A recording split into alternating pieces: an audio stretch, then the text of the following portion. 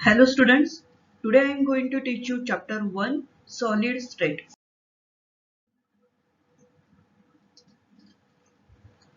We know that there are three states of matter.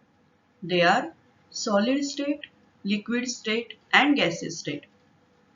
Solid state differ from other two states in volume, shape, effect of temperature, pressure and intermolecular forces. In this chapter, we have to learn about solid state. The solid state of matter is characterized by strong intermolecular or interparticles forces of attraction. Intermolecular forces means the force of attraction and repulsion between interacting particles. So, most solid have definite shape and volume which change slightly with change in temperature and pressure. Solid substances मध्ये जे particles म्हणजेच ions, atoms, molecules हे जे constituent particles असतात त्यामध्ये force of attraction present असल्यामुळे ते molecules किंवा ॲटम्स हे एकमेकांशी टाइटली हेल्ड असतात आणि त्यामुळे सॉलिड सबस्टन्सेसला एक डेफिनेट शेप आणि व्हॉल्यूम असतो. जर टेम्परेचर किंवा प्रेशर चेंज केला तर सॉलिड सबस्टन्सेसचा शेप आणि व्हॉल्यूम हा चेंज होत असतो. Atoms, ions or molecules are the smallest constituent particles of solids. आता मी इथे constituent particles हा वर्ड यूज केला. Constituent particles म्हणजे सॉलिड सबस्टन्सेस मध्ये जे एखाद्या सॉलिड मध्ये जे ॲटम्स, आयन्स और मॉलिक्युल्स जे प्रेझेंट असतात त्याला म्हणतात constituent particles.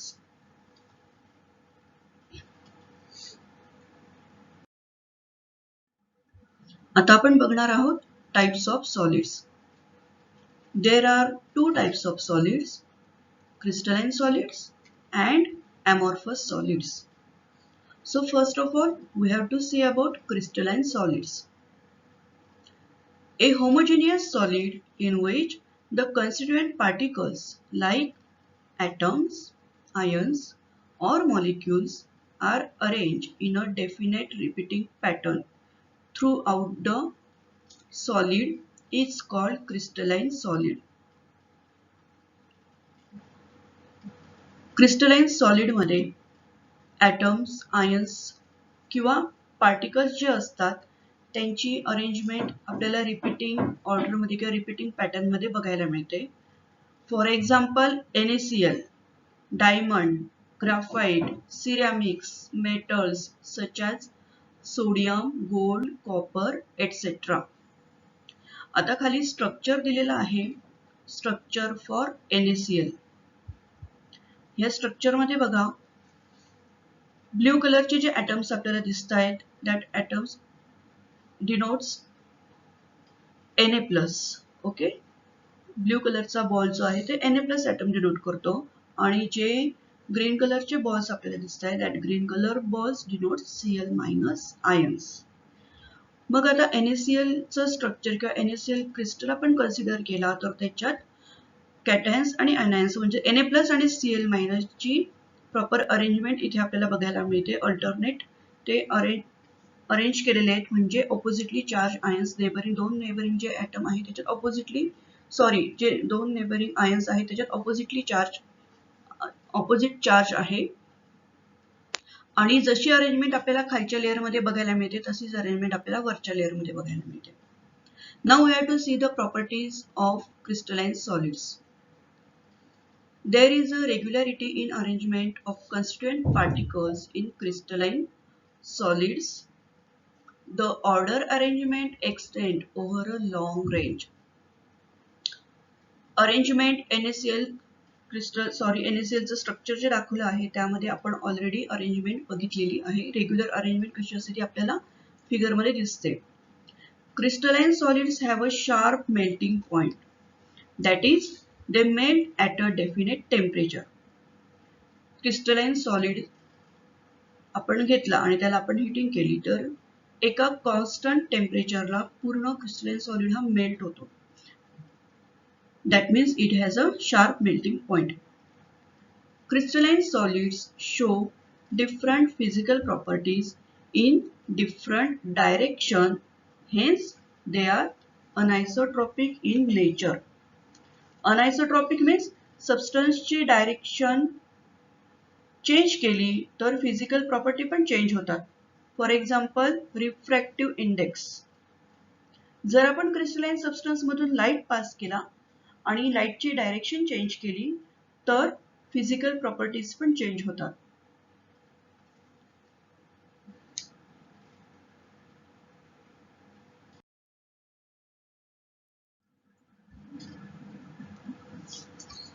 Then next topic is amorphous solids.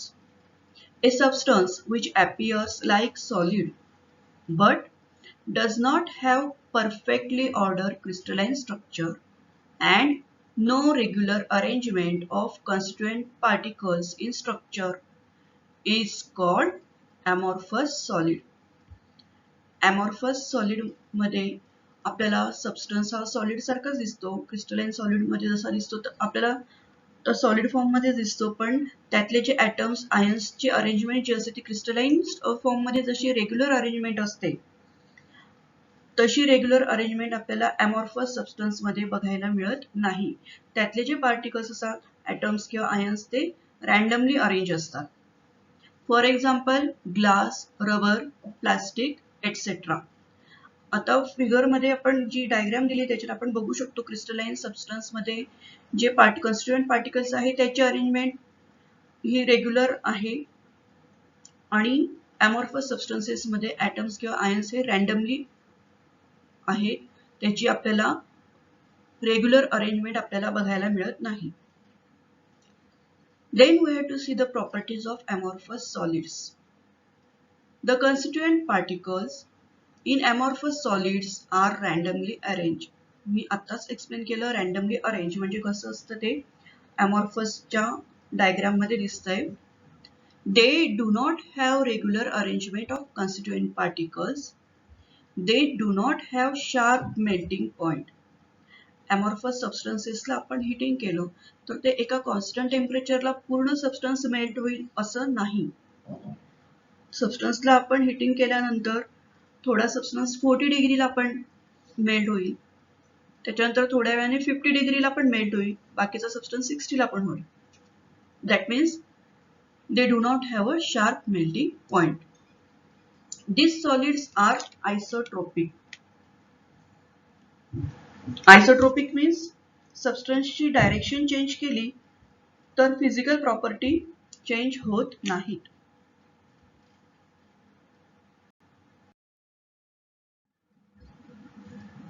Now next topic is isomorphism and polymorphism.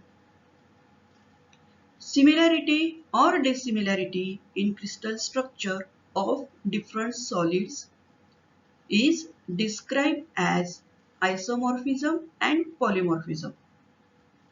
आपण जर डिफरंट सॉलिड सबस्टन्स आपण सॉलिड्स घेतले आपण जर दोन वेगवेगळे सॉलिड्स घेतले आणि त्या सॉलिड्स मध्ये त्याचं स्ट्रक्चर आपण ऑब्झर्व केलं तर त्याच्या स्ट्रक्चर मध्ये आपल्याला सिमिलॅरिटी किंवा काही डिसिमिलॅरिटी दिसतात. त्याच्यावरून आपल्याला ते दोन टाइप्स आपल्याला मिळतात, आयसोमॉर्फिझम आणि पॉलिमॉर्फिझम.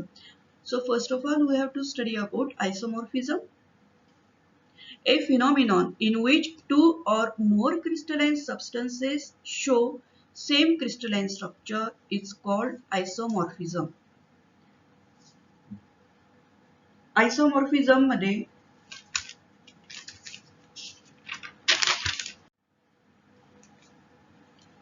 जेव्हा दोन किंवा जास्त crystalline substance same crystalline structure दाखवतात त्याला आयसोमॉर्फिझम असं म्हणतात आणि त्या क्रिस्टलला आयसोमॉर्फस असं म्हणतात. The crystals are called isomorphous. These substances has the same atomic ratio. For example, NaF and MgO. आता NF मध्ये NF दॅट इज सोडियमचा एक ॲटम आपल्याला दिसतोय आणि फ्लोरीनचाही एक ॲटम आहे. आता इथे पण मॅग्नेशियमचा एक ॲटम आहे आणि ऑक्सिजनचाही एक ॲटम आहे. म्हणून दोघेही सबस्टन्स ॲटॉमिक रेशो येणार आहे 1:1. आपण सेकंड एक्झाम्पल बघूया. NaNO3 and CaCO3. सोडियमचा एक ॲटम आपल्याला इथे दिसतोय, नायट्रोजनचा एक ॲटम आहे आणि ऑक्सिजनचे 3 ॲटम आपल्याला दिसत आहेत. CaCO3 मध्ये पण एक ॲटम आपल्याला कॅल्शियमचा दिसतोय, एक कार्बनचा आहे आणि 3 ॲटम ऑक्सिजनचे आहेत. म्हणून याचा ॲटॉमिक रेशो आला 1:1:3. Now next is polymorphism. A phenomenon in which a single substance that exists in two or more forms or crystalline structure is called polymorphism. Polymorphism म्हणजे काय? जर आपण एक सिंगल सबस्टन्स घेतला आणि त्याचे आपल्याला दोन किंवा दोनापेक्षा जास्त फॉर्म्स आपल्याला मिळाले किंवा त्या एका सिंगल सबस्टन्सचे आपल्याला दोन किंवा दोनापेक्षा जास्त क्रिस्टलाइन स्ट्रक्चर्स मिळाले तर हा जो फिनॉमिनॉन आहे त्याला म्हणतात polymorphism and the substance is called पॉलिमॉर्फस.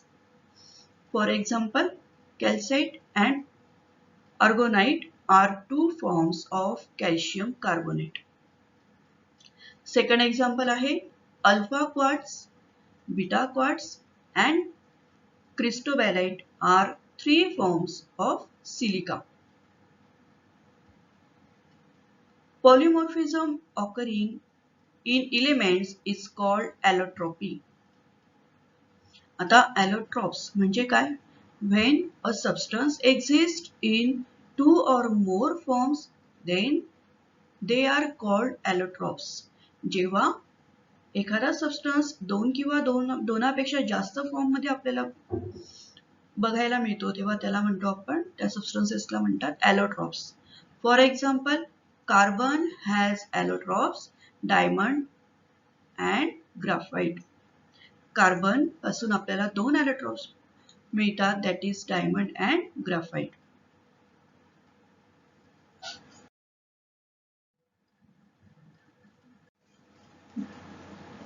Next topic is classification of crystalline solids. Crystalline solids are further classified into four categories: ionic solids, covalent network solids, molecular solids, and metallic solids. First of all, we have to see about ionic solids. The constituent particles of ionic crystals are charged ions. That means ionic crystal मधले जे constituent particles असतात ते charged ions. Charged ions म्हणजे काय? Cations आणि anions. Positively charged ion असेल तर ते cations असतील आणि negatively charged ions असतील तर ते anions असतील. The cations and anions may differ in size.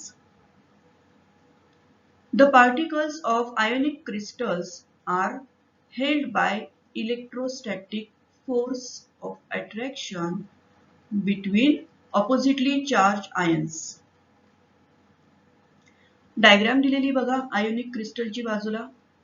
त्या डायग्राम मध्ये आपल्याला कॅटायन्स आणि अनायन्सची अरेंजमेंट बघायला मिळते. See, the particles of ionic crystals, that is particles means cations and anions, they are held by electrostatic force of attraction. ह्या दोघं cations आणि anions मध्ये दोन आपण जर कन्सिडर केले आयन्स एक कॅटायन आणि एक अनायन तर त्याच्यामध्ये electrostatic force of attraction present असल्यामुळे ते टाइटली हेल्ड आहेत. Ionic crystals are hard and brittle. Ionic crystals हे हार्ड असले तरी पण ते ब्रेकेबल आहेत, आपण त्याला ब्रेक करू शकतो. They have high melting point. Due to presence of strong force of attraction between positive and negative charge, they are tightly packed, so more heat is required to melt ionic crystals, therefore they have high melting point. These are non-conductors of electricity in solid state, but they are good conductor when melted or dissolved in water. Ionic solids solid state मध्ये असतात तेव्हा त्यातून electricity conduct होऊ शकत नाही. पण जर आपण ते सॉलिड मेल्ट केले किंवा वॉटर मध्ये डिझॉल्व केले तर तिथे आयन सेपरेशन होतं आणि ते आयन्स मुव्हेबल असतात, त्यामुळे त्याच्यातनं इलेक्ट्रिसिटी कंडक्ट होऊ शकते. For example NaCl, K2SO4, CaF2, KCl etc.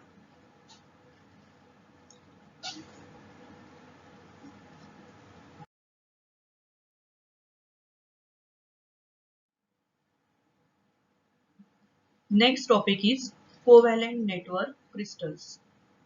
The constituent particles in covalent network solids are atoms. The atoms link to the adjacent atoms by covalent bonds throughout the crystals, forming a giant three-dimensional structure. Hence, covalent solids are called giant solids. Structure दिले बघा खाली, structure of diamond. प्रत्येक item जो आहे carbon item तो त्याच्या neighbouring दुसऱ्या carbon ॲटमशी covalent बॉन्डने link आहे आणि असा प्रत्येक कार्बन ॲटम हा त्याच्या शेजारच्या कार्बन ॲटमशी बॉन्डेड असतो आणि तिथे giant three dimensional structure form झालेलं आहे. These crystals are very hard and incompressible. Incompressible म्हणजे आपण त्या क्रिस्टल वरती प्रेशर अप्लाय केला किंवा क्रिस्टल आपण दाबला तर तो दाबला जाणार नाही. That is called incompressible. These crystals have high melting and boiling point. Covalent solids are poor conductors of heat and electricity because the electrons are localized in covalent bonds and hence are not mobile. Covalent bond मध्ये जे electrons असतात ते प्रत्येक carbon item दुसऱ्या ॲटमशी जेव्हा link होतो तेव्हा जो कोव्हॅलेंट बॉन्ड फॉर्म होतो ते कार्बन ॲटम इलेक्ट्रॉन शेअर करतात आणि तिथे ते इलेक्ट्रॉन्स यूज होतात, त्याच्यामुळे ते फ्री नसतात किंवा मोबाईल नसतात. So these covalent crystals are poor conductors of heat and electricity. The examples of covalent network crystals are diamond, quartz, boron nitride, carborundum etc.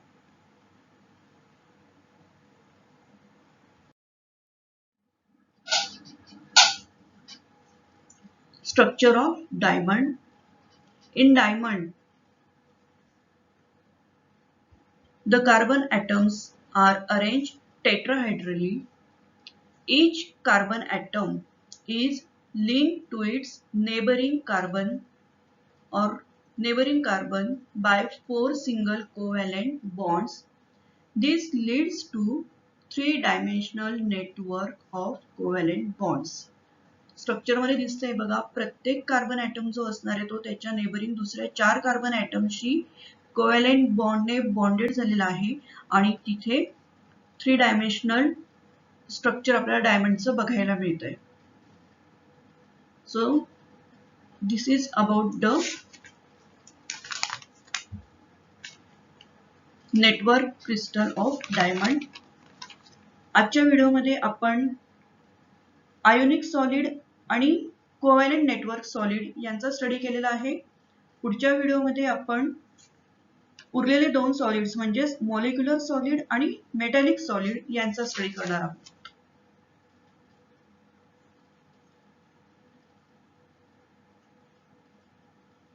Thank you.